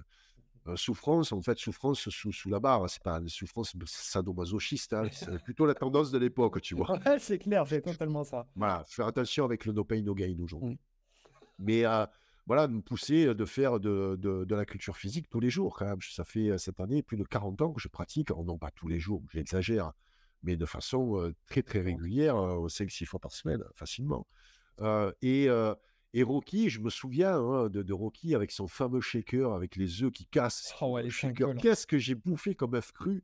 Je vous déconseille de bouffer les œufs crus, les amis, surtout à ce moment. Voilà, faites attention avec les œufs crus. Mais Rocky, par contre, m'a donné l'envie de m'entraîner très tôt le matin, de partir aussi courir à l'aube, voilà, avec ce survêt, tu vois, la Ouais. capuche. Et puis cette chose, enfin, ce titre musical Ah, extraordinaire, Eyes of incroyable, the Tiger, c'est clair. mais ça, tu me remets ça aujourd'hui, mais moi, je retrouve mes 20 ans, tu vois. C'est lequel ton Je préféré? retrouve. Écoute, mon préféré, je pense que c'est Rocky 3. Pareil, exactement pareil. Ah, ok. J'adore Rocky 3. J'adore Rocky 3 et tu vois, bizarrement, à Alors, chaque fois que je demande, c'est le 4 qu'on me sort. Je sais pas pourquoi. ok, ok. Mais enfin, tout ça est pas très important. Moi, je serais curieux de savoir si des personnes aujourd'hui, enfin, tu me confirmes que toi, à ton âge, bah, ça t'a encore intéressé. Donc, est-ce que c'est des films qui ont vieilli? Moi, je me souviens, un film qui m'a énormément marqué également à l'époque, c'était Conan le Barbare. Mais avec la musculature d'Arnold Schwarzenegger, qui était quand même Extraordinaire, pour moi incroyable là-dessus. la référence ultime en termes de proportion, tu vois, ces muscles qui sont gonflés, qui sont... et c'était pas, tu vois, je dirais le côté bling-bling ou tapageur ou m'as-tu vu d'aujourd'hui qu'on voit sur Insta. Non, c'est vrai. C'était autre chose. Il faut le replacer aussi dans le contexte. Arnaud, c'est quand même les années 70. Mais donner vie, tu vois, à un personnage voilà, comme Conan, genre un chair et un os, là, il n'y avait pas d'effets spéciaux. Hein.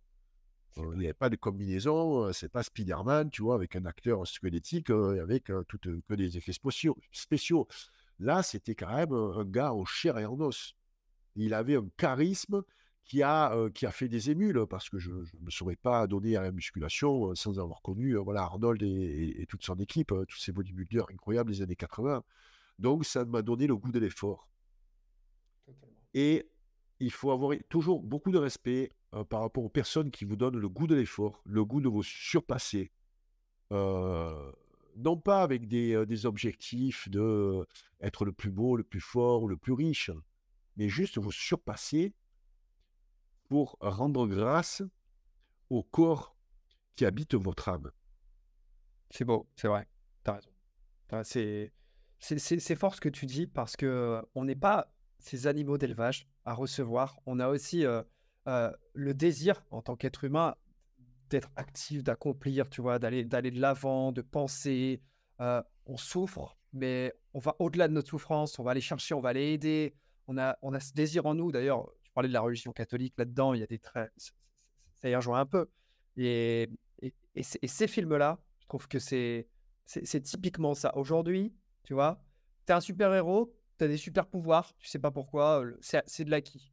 Avant, on allait Oui, c'est chercher, vrai. on allait vers, tu sais, on se battait, on tombait, mais on se relevait, tu vois. Aujourd'hui, non, tu as des super-pouvoirs et en fait, tout est acquis, quoi, tu vois. C'est vraiment complètement Ouais. différent, ça. Ouais, tu te fais piquer par une araignée, tu grimpes au mur. Mhm. C'est Ouais, c'est très intéressant. ouais. J'aime beaucoup notre échange. Ouais, tu nourris mes réflexions. C'est très intéressant. Donc voilà, je pense qu'il faut, il faut respecter notre corps. Nous sommes des bipèdes. Notre corps est fait pour travailler. Il n'est pas fait pour rester le cul sur une chaise. Voilà. Bon, moi, en fait, je fais la culture physique parce que j'ai jamais fait de travail, de déménageur comme Hugo. Décidément, on parle beaucoup d'Hugo Mhm. dans ce podcast. Mais vraiment, c'est quelqu'un, si vous ne le connaissez pas, je vous encourage à découvrir non pas le personnage de Papacito, parce que l'homme, en fait, pour moi, est encore plus intéressant que son personnage. Mais ce goût voilà, ce goût de se dépasser, de s'instruire également, de s'instruire. Parce que vous ne vous en rendez pas compte, vous qui avez 20 ans ou 30 ans, la vie passe quand même relativement vite, et c'est le constat que vous en ferez lorsque vous arriverez à mon âge. Et si j'ai un conseil à vous donner, c'est non pas de ne pas perdre son temps, c'est bon de perdre son temps, mais n'oubliez pas que ce que vous allez engranger dans votre esprit restera, si tant est que vous gardiez vos neurones, que vous ne finissiez pas Alzheimer ou Parkinson. Mais le cerveau, lui, vieillit beaucoup moins vite que le corps. Et ce que je reproche aujourd'hui à tous ces Instagrammeurs qui mettent en avant leur corps, encore plus les jeunes femmes, hein, parce qu'à partir d'un certain âge, il va falloir assumer une espèce de décrépitude, si tu veux. C'est comme les couchers de soleil, hein, voilà. Bien sûr. À 20 ans, 30 ans, le soleil peut-être est au zénith.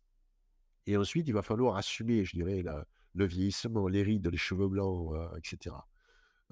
Et le corps, dans tous les cas, vieillit. Moi, j'ai énormément de mal à garder aussi ma masse musculaire, mais c'est pas pour ça qu'il faut s'arrêter, si tu veux. Il faut pas forcément le combattre non plus. Mais le fait de nourrir votre esprit va vous servir tout au long de votre vie. Et c'est tellement agréable d'échanger avec un certain niveau intellectuel. Je vois certains échanges que j'ai au quotidien sont d'une platitude sans nom, en fait. C'est triste, hein, je trouve. C'est triste. C'est triste, et tu vois, c'est bête, mais il y a tellement plus à dire que la pluie et le beau temps. Il y a tellement plus à faire, tellement plus à apporter à nos cerveaux, à nos corps, à nos âmes, tu vois.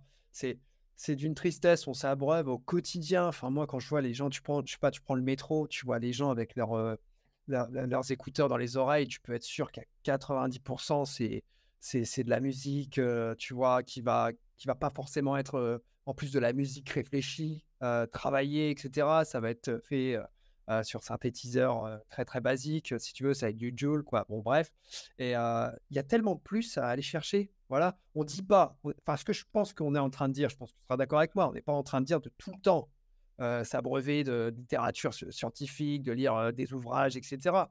Il s'agit pas de ne plus se divertir, il s'agit peut-être d'équilibrer la balance. Ouais. Ah, tu l'as remarqué que dans le tome 2, mon fil rouge, c'est le temps. Le temps Tic-tac, qui le temps passe. qui passe. Ok.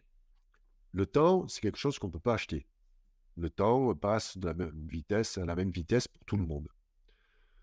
Chacun, on a nos propres priorités, mais ce temps, on ne peut pas l'apprivoiser. Donc, voilà, il faut s'en servir, je dirais, du mieux que l'on peut. Et ce que tu as disais tout à l'heure avec tous ces stimuli, notamment les téléphones mobiles, les fils d'actualité, j'en parle parce que j'en suis victime également, hein. J'en suis victime également. On est tous Euh, victimes, bien sûr. Ça nuit à votre développement intellectuel. Parce que je suis né, moi, à une époque où on n'avait pas cette technologie. C'est-à-dire, je vais te prendre l'exemple, tu en as parlé de la musique. J'ai vécu à l'époque, moi, des disques vinyles. Putain, quand je dis ça, on dirait que je suis un homme préhistorique, tu vois, mais... Non, Donc, t'inquiète, ouais, donc j'ai vécu l'apparition du CD, tu vois, le CD, donc le incroyable. CD-ROM, les premiers CD multimédia. D'ailleurs, j'ai créé, moi, les premières agences interactives, hein. Moi, ça me Ah fait ouais? rigoler quand Oussama Hamar me dit que j'étais dans les startups et tout. Moi, j'étais avant lui, je ne l'ai jamais vu, en fait. J'ai créé la première agence, en fait, multimédia dans le sud de la France, c'était fin des années 90. Donc, j'étais très féru de technologie, hein, mais donc je suis né, en tout cas, je me suis construit musicalement avec le vinyle. Et à cette époque-là, et c'est le cas de tous ceux qui ont connu l'époque du vinyle, on écoutait un disque qu'on avait acheté, notamment avec notre argent de poche, ou même adulte avec notre argent, l'argent de notre travail. Donc on appréciait le disque et on ne pouvait pas sauter d'une chanson à une autre, hein, parce que je ne sais pas si tu as utilisé une platine aujourd'hui. Bon, C'est pas de l'avance rapide ou voilà. Ça a changé après avec le CD, hein. Le CD est arrivé, je crois, au début des années 80. Donc tous ceux qui ont évolué avec cette époque du vinyle, on prenait le temps d'écouter. Et le fait de prendre le temps, ben, tu vas mieux comprendre et appréhender la musique. Tu vas t'intéresser à l'histoire des groupes, ne serait-ce qu'en lisant les pochettes, puisque tu n'as rien à foutre, tu n'as pas d'écran, des pubs et tout, tu vois, tu es dans ta chambre, ben, tu écoutes ça avec tes potes, voilà, et tu cherches les photos. Moi, tu sais, je suis un immense fan de Kiss. Voilà, à l'époque, Kiss, on ne savait pas qui était derrière les masques. Mais nous, on était des Sherlock Holmes. On cherchait, si tu veux, sur les magazines français, il n'y en avait pas beaucoup, tu vois. Donc, est-ce que, voilà, est-ce que c'est leur visage? Alors, il y avait des fakes, tu vois, il y avait des fausses photos. Enfin, bon, aujourd'hui, on peut plus avoir le secret, le mystère. Aujourd'hui, ça n'existe plus. Donc, je pense que, et pour les livres, c'est la même chose. Je pense que ceux qui sont nés et qui ont lu jeunes ont gardé cet amour de la lecture. Et moi, la lecture, en fait, cet amour de la lecture, moi, m'est venu sur le tard. Par contre, la lecture, voilà, vous qui nous écoutez, si j'ai un conseil à vous donner ce soir, prenez du temps, ne serait-ce qu'un quart d'heure, voire une demi-heure par jour, pour lire. Alors, peut-être pas Voici ou les conneries. En tout cas, ne lisez pas sur les écrans, ne lisez pas sur les tablettes non plus. C'est pareil, les tablettes. On dit, oh, mais les tablettes, c'est génial, je prends 200 livres. Mais mec, moi, quand je pars en vacances, je prends un livre ou 2 livres. Bon, 3 parce que je lis beaucoup. Et c'est tout. Quand tu as trop de choix, tu sais plus quoi choisir. C'est comme Bien quand tu sûr. vas sur Netflix, ah, je vais voir une petite série. En fait, tu passes toute la soirée à choisir une série que tu n'as pas trouvée à la fin. Tu vois, donc tu as vu que des bandes annonces. Bon, la lecture, c'est le seul moyen aujourd'hui de récupérer notre capacité d'attention que nous a pris les réseaux sociaux. On l'a Totalement. perdu avec les réseaux sociaux. Cette capacité d'attention, tu peux la récupérer avec la lecture, parce que la lecture, ça va te déconnecter de tout le reste. En général, tu peux lire le soir, voilà, si tu tombes pas de sommeil trop rapidement, mais on peut lire également en journée. Vous prenez juste un petit peu de temps pour lire et choisissez surtout, je vous en prie, un livre qui vous intéresse. Totalement. Même si c'est, je dirais, un roman, on appelait ça les romans de gare, peu importe, lisez. Voilà. Vraiment, si j'ai vraiment un conseil à donner, tu vois, pour récupérer, parce que là, c'est un peu quand même c'est le thème de ce podcast, tu vois, toute cette frénésie qu'on connaît aujourd'hui avec tous les stimuli qui nous arrivent à droite et à gauche, notre connexion quasiment tout le temps sur les réseaux sociaux. J'ai lu que les enfants restaient quasiment 8 heures sur les écrans. Bon, moi, des fois, je prends peur, tu sais, en fin de semaine, tu fais les récapitulatifs, là, il faut le temps que vous avez passé, tu vois, sur le truc, putain. Je me Totalement. dis, ah, ça, il faut pas que je le diffuse à ceux qui me suivent, parce qu'ils vont prendre peur, tu vois. Mais et on peut récupérer cette capacité, d'attention en lisant.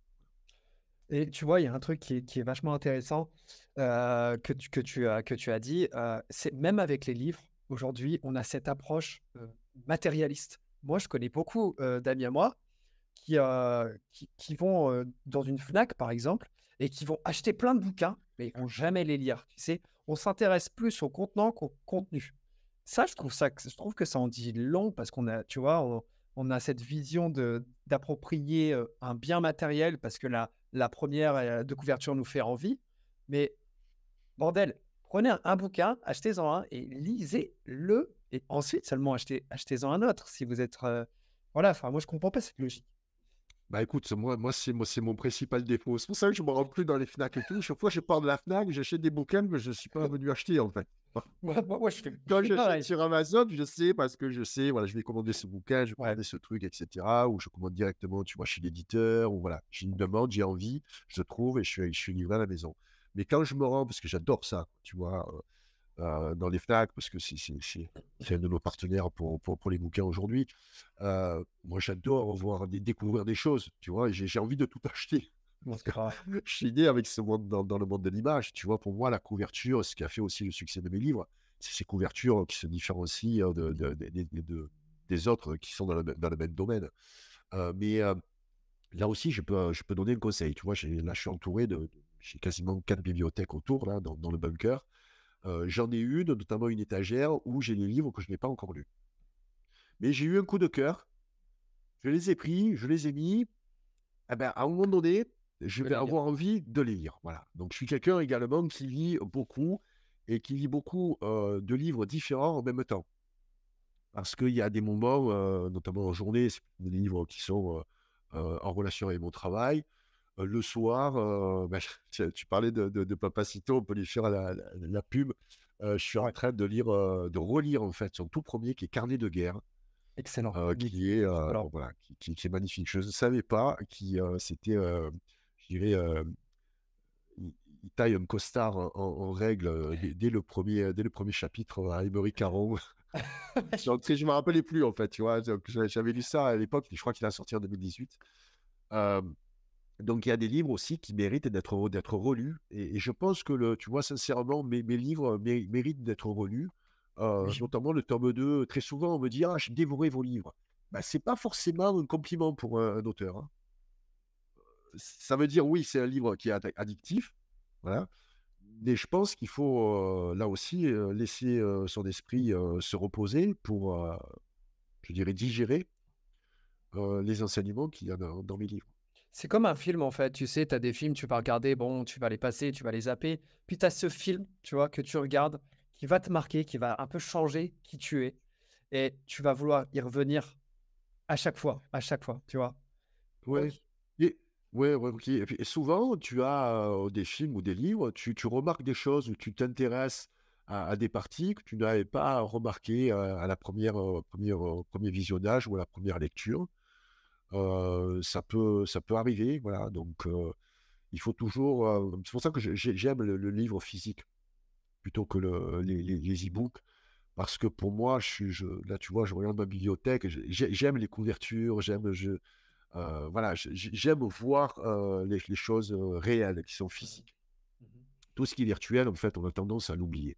Totalement, je suis Ouais, totalement d'accord avec toi et tu vois, dans ton oui, bouquin, il y a je pense que je vais le relire plus tard, laisser le temps.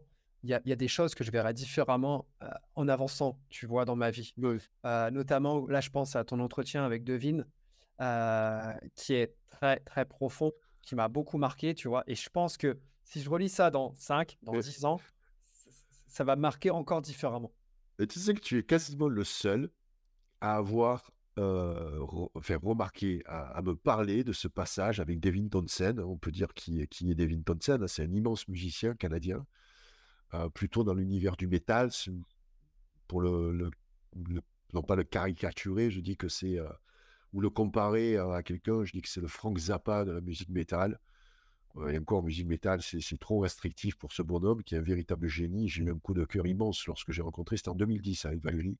Mmh. Donc voilà, on a vu un bonhomme qui est extrêmement riche au niveau humain et qui avait fait, lors de mon interview avec la série Heavy Metal Food, il avait fait son coming out végétarien où il disait à ses lecteurs, enfin, à ses auditeurs qu'il était végétarien. Il n'avait jamais dit auparavant et avec une espèce de facilité. Et cette personne, en fait, m'a profondément marqué et a modifié ce que devait être le premier livre Hit, qui était à l'origine beaucoup plus violent. Mmh. Moi, je voulais le faire en couleur, je voulais qu'il y ait du sang de partout, je voulais montrer les atrocités des animaux, tu vois, j'étais vraiment, tu vois, vraiment un Choquer coup les de gens. poing dans la gueule, ouais, ouais, vraiment.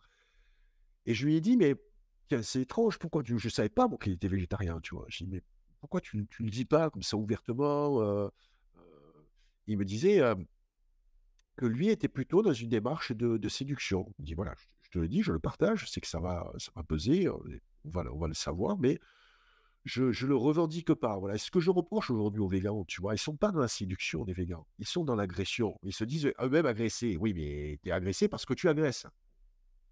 Soyez dans la séduction, les amis.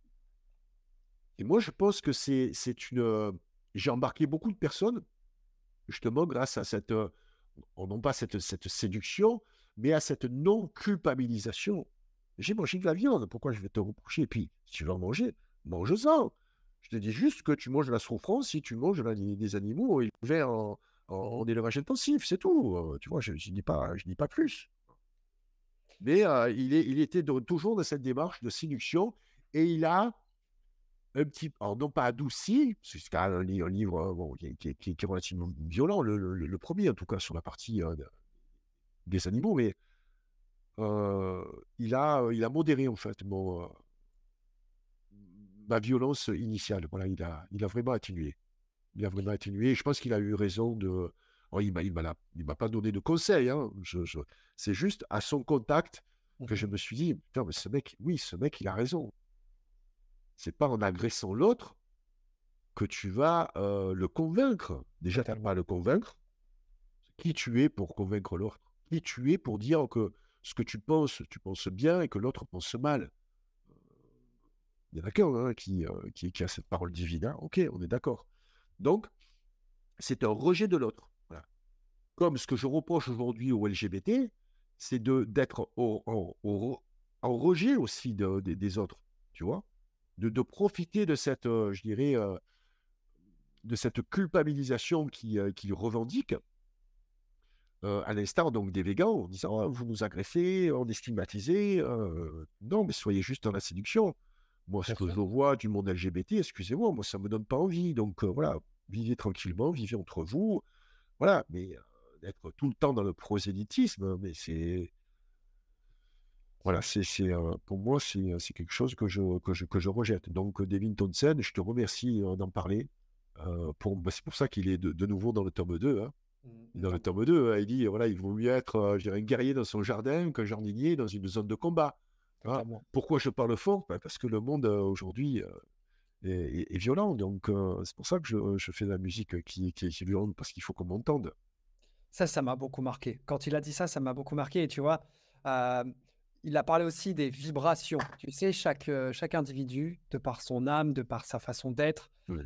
quand il va faire un travail et d'ailleurs, c'est le travail que tu as fait avec Hit 2, on va sentir s'il l'a fait avec une vibration intérieure, avec une passion et en fait, là, c'est à ce moment-là précisément, j'ai vraiment aussi ressenti toute la passion qu'il y avait à écrire ce bouquin, chaque phrase, passer je pouvais limite t'apercevoir derrière ton ordinateur, à taper ces phrases les unes après les autres, et cetera.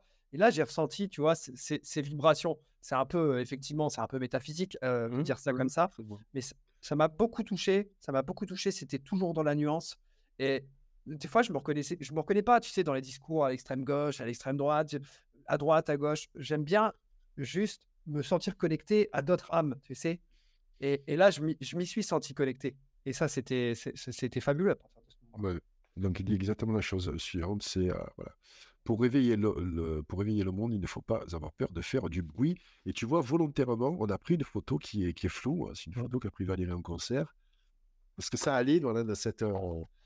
C'est quelqu'un qui. Tu as eu l'occasion de le rencontrer, jamais? Jamais. Oui. Euh, Son contact, c'est quelqu'un qui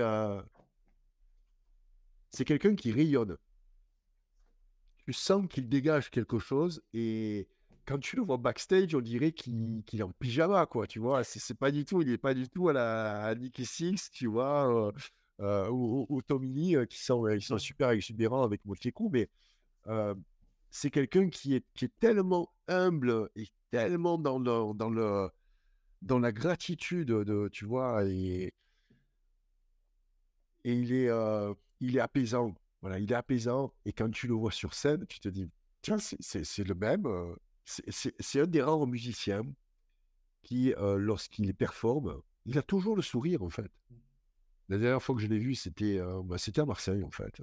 On s'est croisé quasiment une dizaine de fois en 10 ans, hein, sur quasiment tous les continents. Lorsque j'ai vu à Marseille, il était. D'ailleurs, on ne s'était pas vu l'après-midi, mais du coup, je ne veux pas te voir parce que je suis vraiment. Je vais avoir une grippe carabinée. Je me protège. Je ne sais pas si je vais faire le concert le soir et tout. Et le soir, il a fait quand même le concert. Je savais qu'il était vraiment au ras des pâquerettes, quoi. Il était vraiment fatigué. Ben, ça ne se voyait pas. Il avait toujours ce sourire collé aux lèvres en disant voilà. C'est un grand bonhomme, un très grand artiste. On peut ne pas apprécier sa musique, je peux le comprendre. Mmh. Mais quelqu'un de profondément intéressant. Et puis, ce qu'il m'a donné pour les 2 livres, je lui en suis immensément reconnaissant.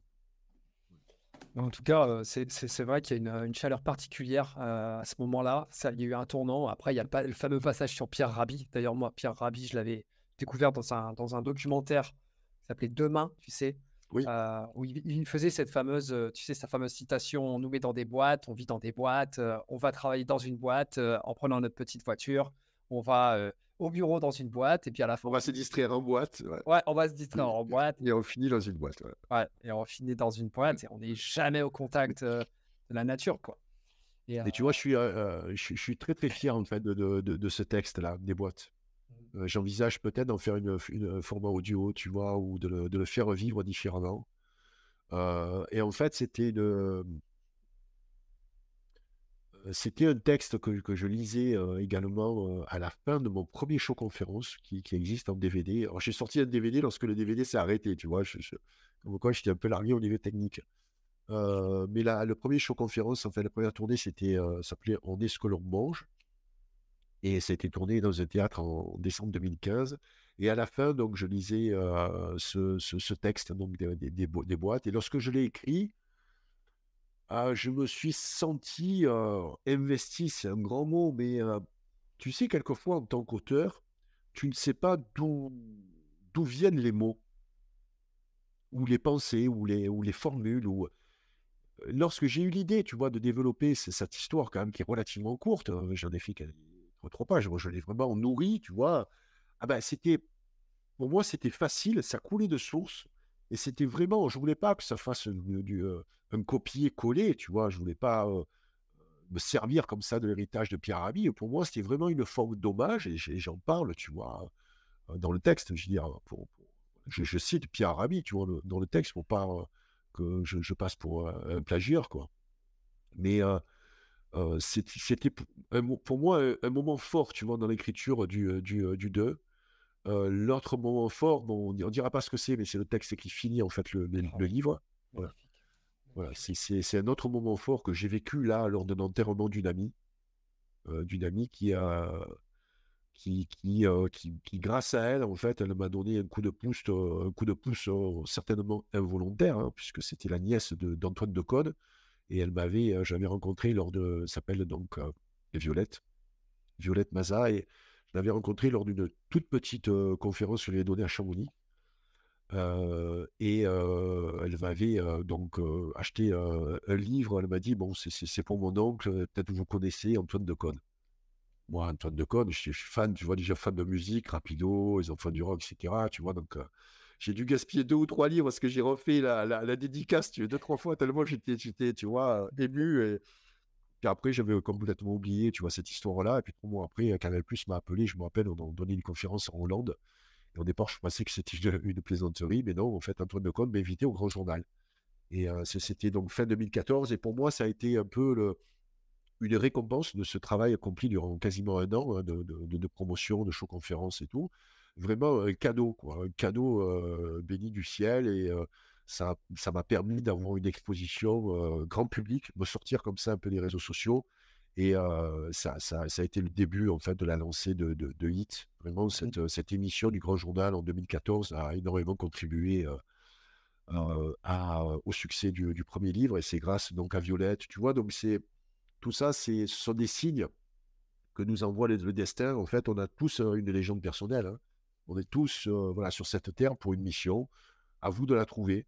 Moi, je pense l'avoir trouvée aujourd'hui après de multiples égarements dans ma vie d'entrepreneur. Comme je dis, je travaille plutôt dans les toiles noires, tu vois, à côté de Dark Vador, hein, dans le milieu de la publicité, le marketing, tu vois. Je vous vendais des choses, je vous séduisais un peu à la Bec BD, tu vois. Je suis un collègue de Bec BD, quoi. Donc, toutes ces agences de publicité qui, dans les années 90, vous ont vendu des choses dont vous n'avez pas besoin. Voilà. Mais finalement, après une faillite personnelle, après comme ça, une dépression, un trou noir, tu vois, j'ai trouvé mon chemin, et je souhaite à tout un chacun de le trouver. Voilà, parce qu'on est là pour une émission. Totalement. Et tu vois, on sent dans ton livre cette maturité, cette sagesse. Vraiment, tu as pris en tu vois, tu disais, d'ailleurs, ça confirme un peu ce que je pensais, parce que tu dis dans Hit 1, tu avais cette fougue de choquer, etc. Bon, je pense que tu l'avais encore un peu dans Hit 2, mais déjà, tu ouvres les premières pages de Hit 2. tu sens qu'il s'est passé quelque chose. Tu sens que le temps va nous guider, ce temps qui passe, qui défile devant nos yeux, qu'on ne peut pas arrêter, qu'on voudrait parfois arrêter. On voudrait même des fois revenir un peu en arrière, embobiner. On peut pas, ça défile, on vieillit. Et, euh, et c'est une métaphore de la vie qui arrive, tu sais, avec ta couverture, effectivement. On arrive à la fin et là, tu as ce texte magnifique euh, moi, m'a vraiment, tu vois, ça m'a vraiment fait quelque chose. Je suis pas du genre à dire ça pour n'importe quel livre. Il y a des livres que j'ouvre, j'ai lu, il s'est rien passé, je referme, c'est tout, c'est comme ça. Mais sur ce texte, je me suis arrêté et tu sais ce que j'ai fait? Je lisais, j'étais dans mon lit, je me suis tourné vers ma conjointe et je l'ai arrêté dans sa lecture et j'ai dit, écoute, il faut que je te lise ça. Je lui ai lu ces phrases, voilà, Ouais. et je lui ai dit, franchement, qu'est-ce que tu en penses? C'est fort. Et elle m'a regardé, elle a dit, c'est c'est un très beau texte. Tu vois? Vraiment, elle était subjuguée et peu après, j'ai fini le bouquin parce que j'ai pas pu m'arrêter, en si bon chemin et voilà et c'est à ce moment-là où je me suis dit: «Je vais t'envoyer un message. Je sais que à tes yeux, voilà, j'étais qu'un lecteur parmi tant d'autres, mais il fallait que je te remercie, voilà, même si un jour tu lisais mon message comme ça pour cet ouvrage, vraiment». Bah, écoute, le le le plaisir, tu vois, est grandement partagé. D'ailleurs, ça me donne envie, je t'en parlerai en off, de faire d'autres épisodes comme ça. Mmh. Je pense là qu'on va l'arrêter, plus d'1 h 30. Je sais pas si, les auditeurs ont suivi, jusqu'à maintenant. Mais ce que j'aime dans les échanges, c'est que lorsqu'il y a, je dirais, lorsqu'on a un bon partenaire, c'est comme en tennis, tu vois? Mmh. Tu peux, développer, enrichir aussi le jeu de l'autre. Voilà, je trouve, que tu fais un très bon partenaire de jeu, donc j'aurais peut-être des choses à te proposer. Bah, écoute, avec, Voilà. grand plaisir en tout cas. Et qu'il y a pas de hasard dans la vie, il n'y a pas de petits lecteurs, il n'y a pas je dirais de petits publics non plus, même si vous avez vous, des Instagram avec quelques centaines, voire quelques milliers, de gens qui vous suivent. Sachez, c'est comme le petit colibri, je dirais de Pierre Rabhi, voilà. Chacun, a la voix qu'il porte. Et je vous ai cité l'exemple de Violette Mazar. J'ai fait des conférences devant des centaines de personnes. Celle-ci, je pense qu'on était 7 ou 8, quoi. C'était vraiment une conférence privée, tu vois. Et j'ai rencontré la personne qui m'a mis sur une espèce de tremplin, qui a été une catapulte pour moi. C'était cette émission, donc en décembre 2014. Donc voilà, je dirais, les rencontres ne sont pas fortuites. Elles sont là pour des raisons bien précises qui nous dépassent. C'est à nous de saisir, je dirais, la chance qui se présente à nous, de reconnaître les signes que nous envoie le destin. On pourra en reparler des signes. J'ai beaucoup de choses à te dire sur les signes, en fait, Bien sûr, on qui pourra pourront nous servir. Ouais. avec, grand plaisir. Écoute, je Ouais. voulais finir cet épisode en te posant 2 petites questions. Je voulais Ouais. savoir, s'il y avait quelqu'un, qui t'a inspiré, d'être, la personne que tu es aujourd'hui. Est-ce qu'il y a quelqu'un qui t'a inspiré personnellement? Écoute, les personnes qui m'ont inspiré sont nombreuses. On en a parlé Mmh. dans cet épisode, hein. Il y a eu bien sûr, voilà, tous ces super-héros, et ces superstars, Arnold, Sylvester, et Jean-Claude. Mais il y a eu également des écrivains. Il y a un livre que j'aime beaucoup, que aujourd'hui quand même pas mal de personnes citent, mais à l'époque il y en avait très peu. Je l'ai connu à sa sortie, je crois qu'il y a à peu près une vingtaine d'années. C'est le Manuel du guerrier de la lumière de Paulo Paulo Coelho. Coelho, Ouais. très, très bon livre. Euh, voilà, je ne suis pas forcément fan de l'œuvre de Paulo Coelho, mais ce livre en particulier est tombé à un moment de mon existence où, voilà, où il a changé beaucoup de choses. Voilà. Et on parle des signes, on parle justement de ces guerriers de la lumière. Voilà. Euh, donc, voilà, les personnes qui m'ont inspiré également, bien entendu, c'est mon père. Parce que, je dirais, lorsqu'on a un père je dirais, qui était comme le mien, avec des valeurs des gens qui sont nés dans les années 40, donc avec une certaine rigueur, une certaine sévérité, pas forcément une démonstration d'amour.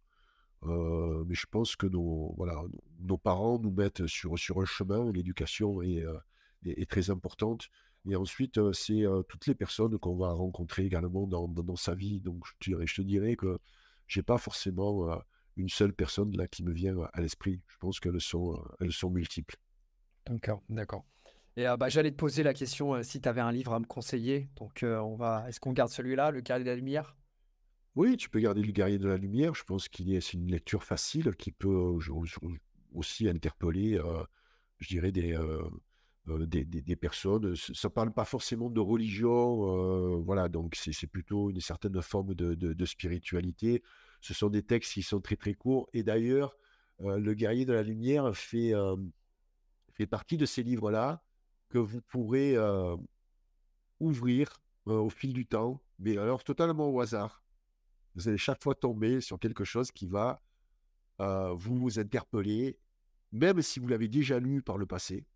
Totalement. Voilà. Donc, il est très, très fin, hein. Je crois qu'il doit y avoir une centaine ou 150, en fait, histoires très courtes, hein, qui tiennent sur une page.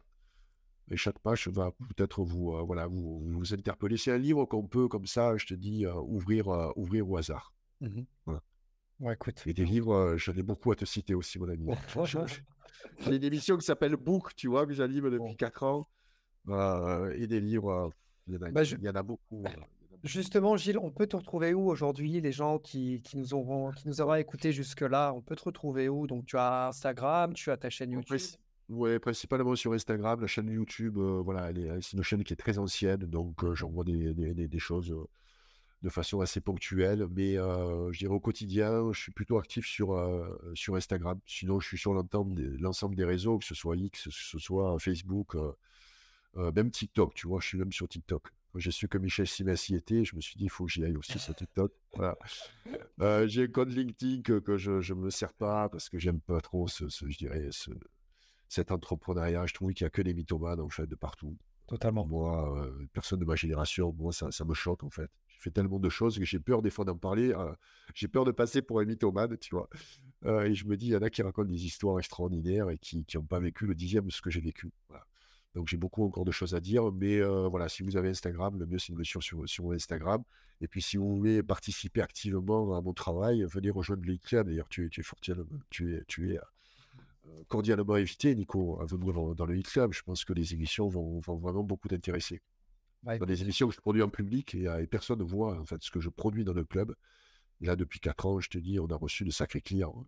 Des gens, Mhm. je ne mets pas sur YouTube pour éviter la censure. Mais là, mon dernier concept d'émission s'appelle In the Cloud, où j'ai repris un peu le concept de Canal+, à l'époque du Grand Journal, justement. J'ai différents thèmes, donc j'invite chaque fois un invité. J'invite une personnalité qui va commenter avec moi des actualités. On va commenter des films également, son film préféré. On va avoir une partie musique, on va avoir une partie livre également, une partie alimentation. Voilà, c'est une émission qui est très complète, c'est toujours un dossier de fond. Là, tu vois, les 2 dernières émissions, bien sûr, ben, j'avais invité Pierre-Guillaume Mercadal pour parler de la problématique de l'agriculture. Mais avant cela, j'avais invité également mon ami Aton, qui est un ancien chef opérationnel du GIGN. Donc des personnalités qui viennent de différents milieux, hein. Mhm. Et une émission qui est très agréable à regarder, qui dure à peu près 2 heures, qu'on peut voir en replay, tu vois, et qu'on peut comme ça sauter de thème en thème. Et pour moi, ce sont des émissions très importantes parce que avec mon vécu, j'ai une certaine expérience, j'ai beaucoup de choses à transmettre. Et c'est une chaîne en fait qui me ressemble et qui me permet de, comme ça, avec le temps, de créer des liens avec ceux qui m'écoutent. Voilà. D'accord. Bon, bah écoute, Gilles, c'est avec plaisir que je rejoindrai ton Hit Club. Je vais m'empresser d'aller le suivre.